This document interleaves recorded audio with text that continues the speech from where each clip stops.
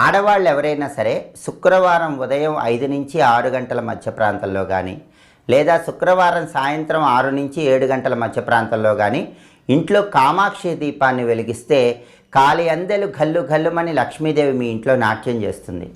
అయితే కామాక్షి దీపం అనేది ప్రధానంగా ఎలా ఉంటుందంటే, దీపారాధన కుంది మీద కామాక్షి అమ్మవారి రూపు ఉంటే దాన్ని కామాక్షి దీపం అంటారు.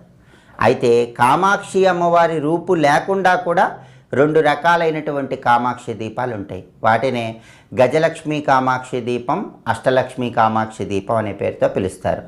గజలక్ష్మి కామాక్షి దీపం అంటే లక్ష్మీదేవి పద్మంలో కూర్చొని ఏనుగులు తొండంతో నీళ్లు తీసుకుని లక్ష్మీదేవిని అభిషేకిస్తున్నట్లుగా దీపారాధన కుంది మీద ఉంటే దాన్ని గజలక్ష్మి కామాక్షి దీపం అంటారు. అలాగే మధ్యలో వినాయకుడు,